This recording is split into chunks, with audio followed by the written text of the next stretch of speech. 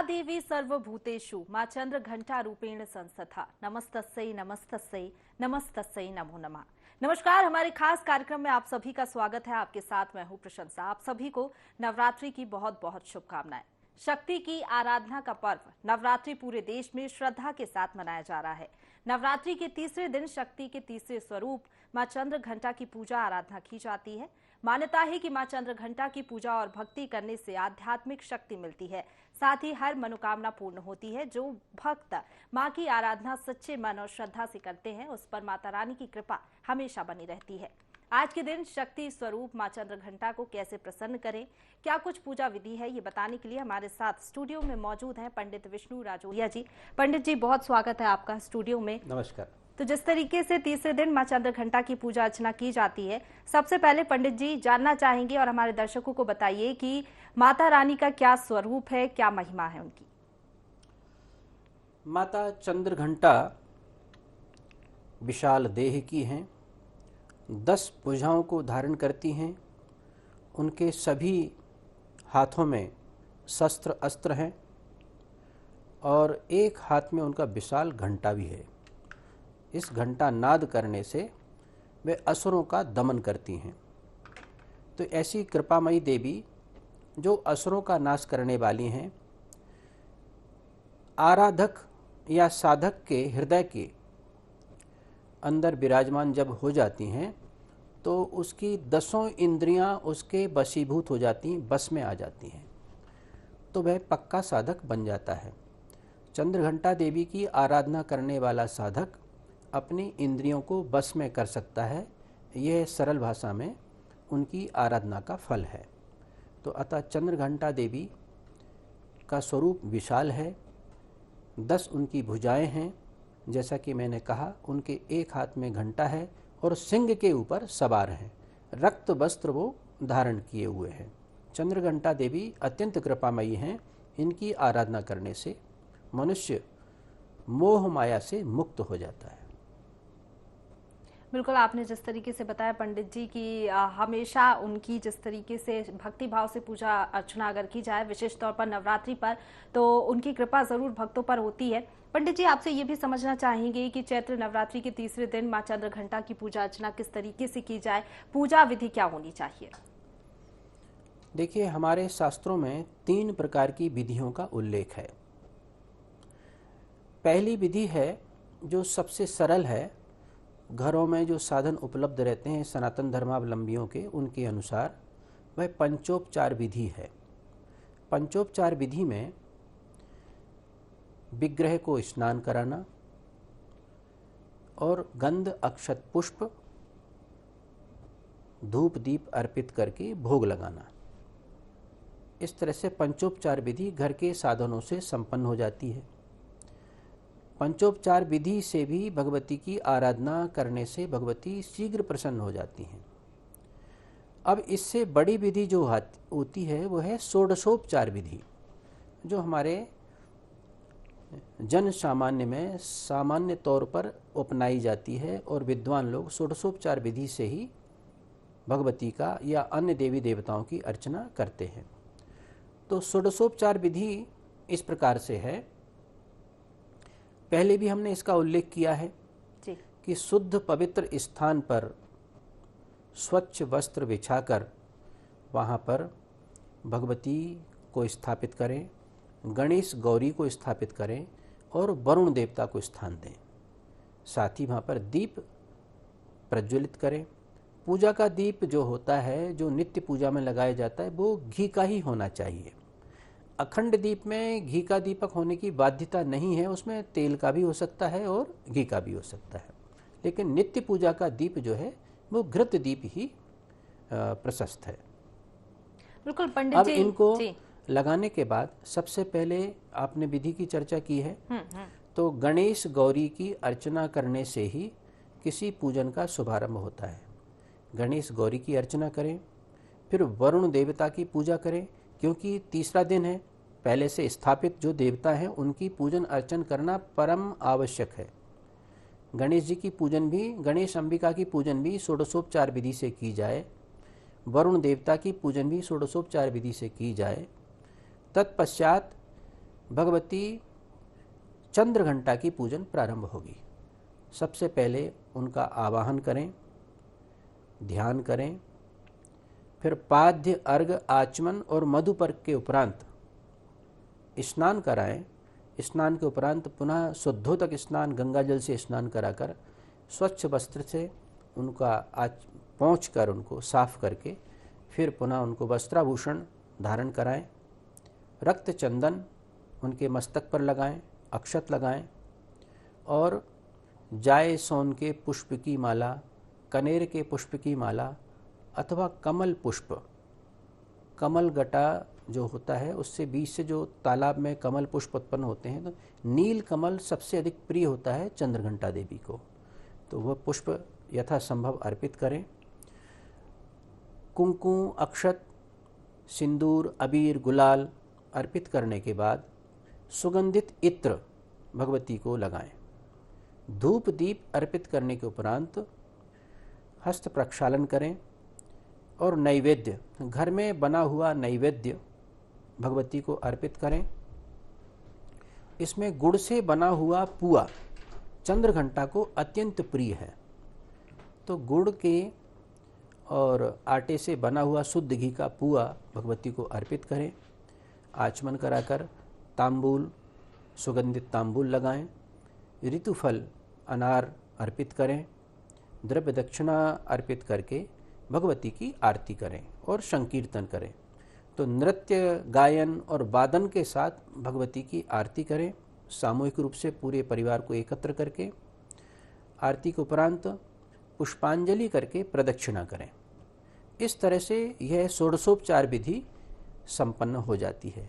तत्पश्चात हम जो मंत्र हमको सिद्ध करने हैं, जो मंत्र हमको अभीष्ट लक्ष्य प्राप्त करने के लिए निर्धारित किए हैं, सर्वोत्तम तो पक्ष यही है कि दुर्गा सप्तशती के मंत्रों का पाठ करें।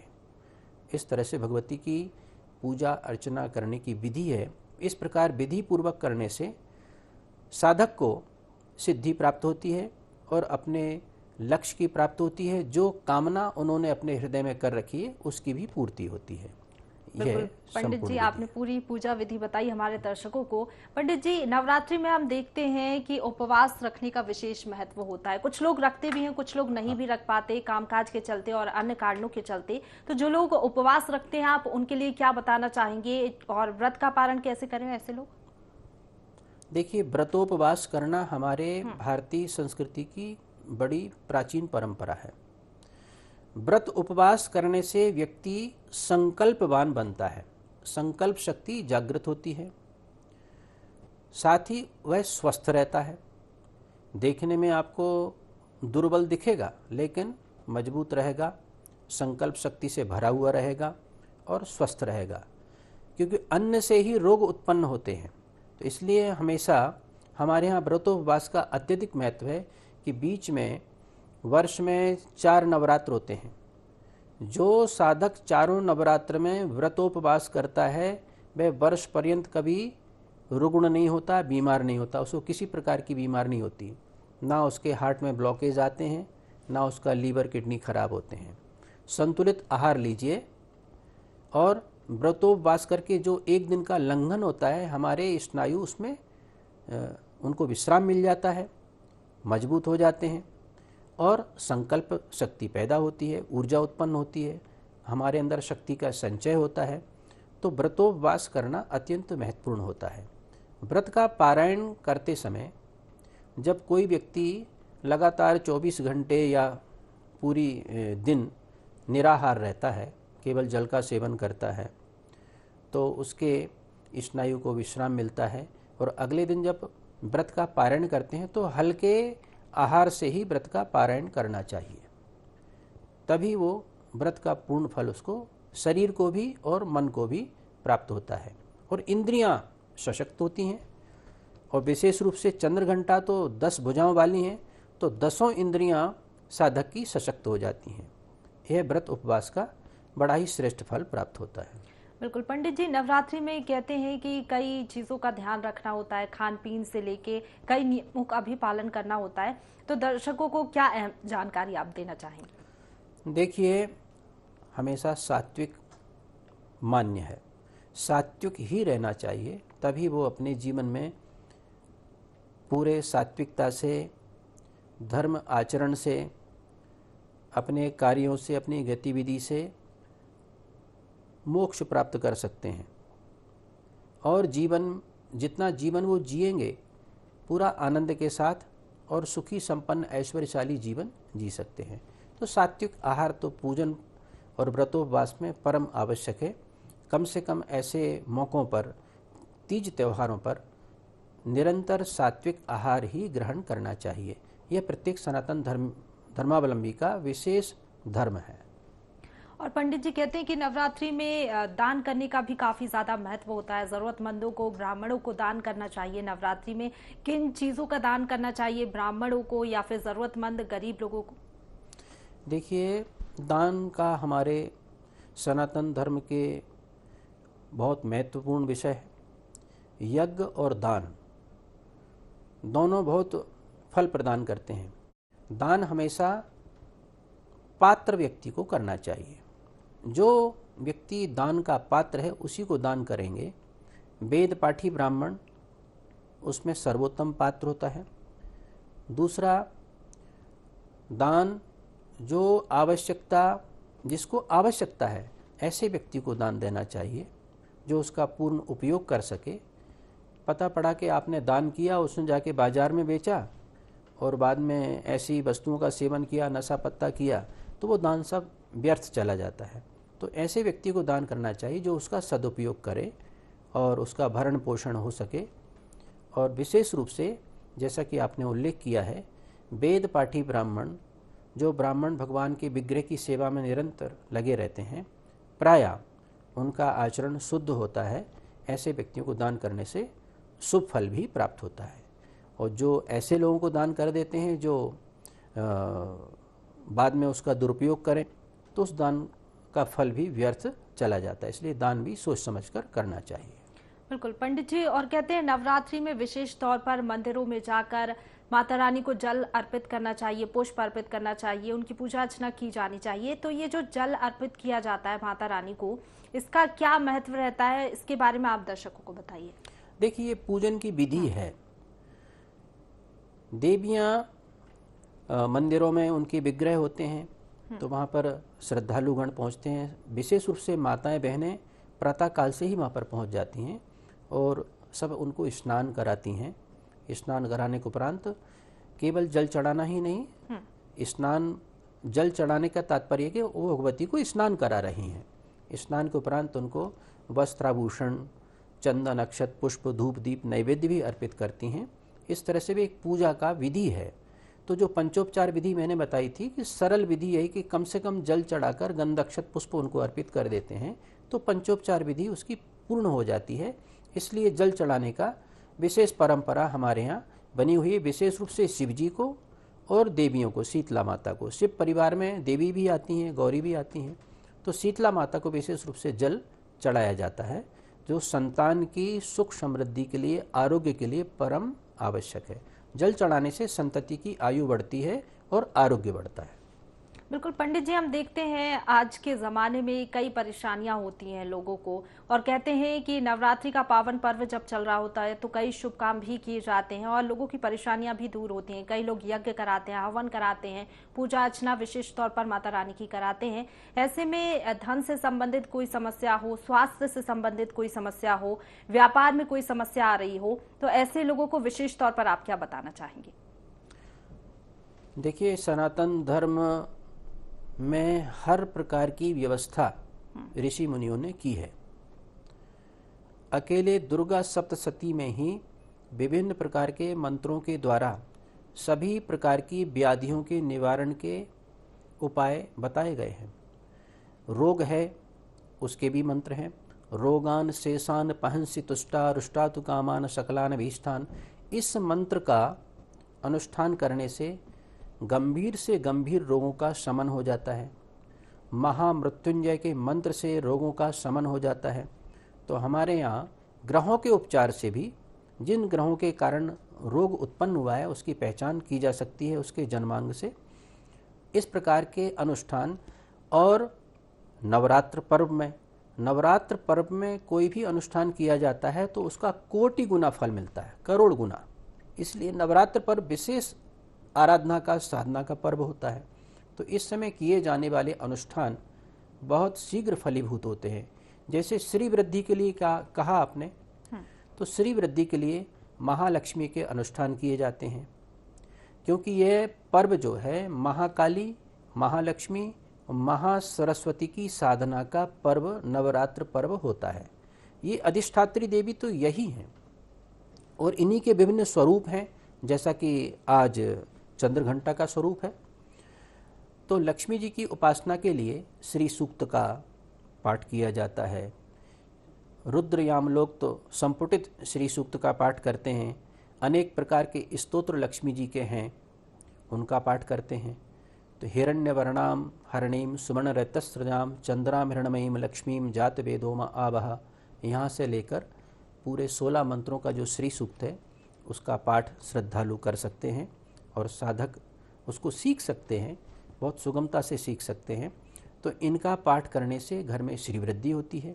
किसी का रोजगार नहीं चल रहा है, व्यापार नहीं चल रहा है और लक्ष्मी के आगमन में कठिनाई आ रही है, तो लक्ष्मी जी की साधना श्री सूक्त के माध्यम से, कनकधारा स्तोत्र के माध्यम से अवश्य करनी चाहिए। तो घर में, व्यापार में हर प्रकार की सिद्धि होगी और लक्ष्मी का आगमन ग्रस्त जीवन में परम आवश्यक होता है, वह होता रहेगा, किसी प्रकार की कठिनाई नहीं आएगी। और पंडित जी, ये भी कहा जाता है कि नवरात्रि में अगर पूजा अर्चना कर रहे हैं तो काले कलर के वस्त्र नहीं पहनने चाहिए, या फिर और भी कई चीज़ों का ध्यान दिया जाता है। कुछ लोगों को शायद नहीं पता होता है, हालांकि ज़्यादा लोगों को मालूम भी होता है।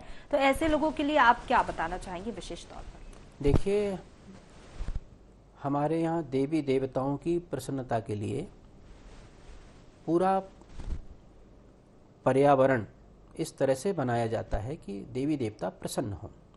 उस समय ऐसे वस्त्रों को धारण करें जो भगवती की आराधना यदि कर रहे हैं तो सुंदर सुसज्जित रंग बिरंगे वस्त्र पहने। गुलाबी हैं, लाल हैं, पीले हैं, हरित हैं, इस प्रकार के वस्त्रों को धारण करें। श्वेत वस्त्र भी धारण कर सकते हैं। वस्त्र शुद्ध होना चाहिए, लेकिन काले वस्त्रों की उपासना केवल काली की उपासना जो कर रहे हैं, या भैरव जी की उपासना कर रहे हैं, या शनि देव की उपासना कर रहे हैं, तब काले वस्त्रों का धारण करने का औचित्य बनता है। अन्य प्रकार के पर्वों में काले वस्त्रों को धारण करने का औचित्य नहीं बनता है। बिल्कुल पंडित जी, आपने जिस तरीके से कहा कि वस्त्र स्वच्छ होने चाहिए, और नवरात्रि में बात करें तो मन भी कितना स्वच्छ होना चाहिए। कई लोग हम देखते हैं कि व्रत रख लेते हैं, लेकिन कई ऐसी चीजें करते हैं जो कि शायद उन्हें अमूमन आम दिनों में भी नहीं करनी चाहिए और नवरात्रि के दिनों में भी नहीं करनी चाहिए। देखिए, मन पवित्र रखना परम आवश्यक है। यदि आप कोई भी अच्छा कार्य कर रहे हैं, प्रायः मन पर व्यक्ति का अंकुश बहुत कम रहता है, मन भटकता रहता है। तो मन को भटकाव से बचाने के लिए ही हमारे यहाँ तीज त्यौहार और देवी देवताओं की उपासना की विधि ऋषि मुनियों ने सृजित की है। व्रत उपवास करने वाले व्यक्तियों का मन कुछ दिन के अभ्यास के बाद, कुछ योग धारणा करने के बाद कुछ समय में अपने बस में हो जाता है और मन पर वो अपना नियंत्रण रख सकते हैं, कंट्रोल रख सकते हैं और मनोनुकूल वातावरण उत्पन्न कर सकते हैं। उनकी इच्छा शक्ति मजबूत हो जाती है। कुछ दिनों के अभ्यास के बाद वो अपने मन पर पूर्ण नियंत्रण कर लेते हैं और साधक को ऐसा करना भी चाहिए।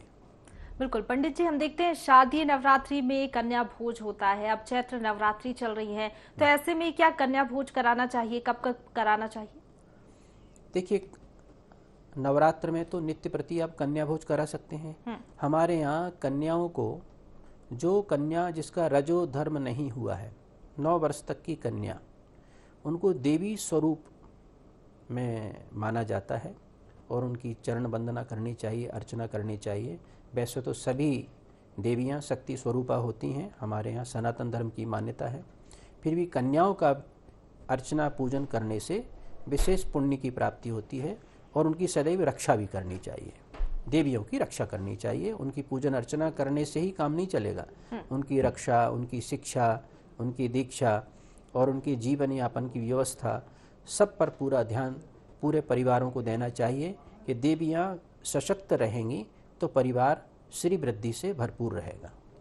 और पंडित जी हम देखते हैं नवरात्रि में वो जवारे भी लगाए जाते हैं, उसका क्या महत्व होता है? देखिए, ज्वारे प्रथम दिवस ही लगाए जाते हैं और वो निरंतर फिर वृद्धि को प्राप्त करके 9 दिन में बड़े हो जाते हैं। तो जैसे जैसे ज्वारे और बढ़ते हैं, वृद्धि को प्राप्त करते हैं और उनका रंग जैसे जैसे गहरा होता है, तो उसके प्रभाव से पहली बात तो यह है कि अन्न धन की कमी हमारे घर परिवार में नहीं रहती है, अन्नपूर्णा का भंडार भरा रहता है। दूसरा बात, जैसे जैसे वृद्धि को प्राप्त करते हैं तो हमारे घर में भी यश, कीर्ति, धन, हर प्रकार की जो शुभ शक्तियां हैं उनकी वृद्धि होती है। तो ज्वारे लगाने से घर में सुख शांति की वृद्धि होगी, ऐश्वर्य बढ़ेगा और अन्नपूर्णा की कोई कमी नहीं रहेगी, अन्नपूर्णा की कृपा बनी रहेगी। तो ऐसे घर में सदा सुख और समृद्धि का वातावरण बनता है, इसलिए ज्वारे अवश्य लगाना चाहिए। और पंडित जी हम ये भी देखते हैं नवरात्रि में कुछ लोग मौन व्रत धारण कर लेते हैं, कुछ लोग चप्पलों का त्याग कर देते हैं, तो ऐसा करने से क्या होता है, दर्शकों को बताइए। देखिए, ऐसे जो मौन व्रत धारण कर लिया या पदत्राण छोड़ दिए, तो ये सब संकल्प शक्ति के साधन हैं। संकल्प शक्ति जिनकी मजबूत होती है वो इस प्रकार के आचरण करते हैं और हठ योग उनके अंदर उत्पन्न हो जाता है और 9 दिन तक वो नितांत, बहुत से श्रद्धालु बिल्कुल मौन व्रत धारण करते हैं, एकांत में रहते हैं, लेकिन उस समय उनको मन को भी अपने वशीभूत रखना चाहिए। आपने मौन व्रत धारण कर लिया है लेकिन मन में बहुत उद्विग्न हो रहे हैं और किसी पर बहुत गुस्सा भी आ रहा है, कोई काम अपने मन के अनुकूल नहीं हुआ है, ये सब चीज़ ठीक नहीं। अपने क्रोध वगैरह सबको त्याग देना चाहिए और तभी मौन व्रत पूरी तरह से सफल हो पाता है। और रही पैरों में कोई जूते चप्पल त्यागने की बात, तो ऐसे व्यक्तियों को ऐसे स्थान पर फिर रहना चाहिए जहाँ साफ स्वच्छ जगह हो और भगवती की आराधना में, देवताओं की आराधना में उस समय उनको इतने दिन तक वहाँ पर अपना जीवन व्यतीत करना चाहिए, तभी वो ज़्यादा सफल हो पाते हैं। बिल्कुल, आपने बिल्कुल सही कहा। अगर आप व्रत भी रखते हैं या फिर मौन व्रत भी धारण करते हैं तो आपका मन जो है वो संतुलित होना चाहिए। पंडित जी हम देखते हैं कि नवरात्रि में हवन भी कराए जाते हैं, यज्ञ भी कराए जाते हैं। हालांकि ये तीसरा दिन है, लोग आखिरी दिन अष्टमी या नवमी पर कराते हैं, तो क्या तीसरे दिन भी हवन या यज्ञ करा सकते हैं? देखिए, हवन देवी जी की आराधना में अंतिम दिवस सामान्य रूप से लोग करते हैं, वो करना भी चाहिए, लेकिन प्रथम दिन से भी हवन किया जा सकता है। देखिए, हवन का एक नियम होता है, किसी भी मंत्र का अनुष्ठान हम कर रहे हैं तो उसका दशांश हवन की आहुति के माध्यम से करना चाहिए। एक माला की है तो कम से कम 11 आहुति का हवन होना चाहिए। 10 माला की हैं तो 1 माला की आहुतियाँ वहाँ पर प्रदान होनी चाहिए, तभी वो अनुष्ठान पूर्ण होता है।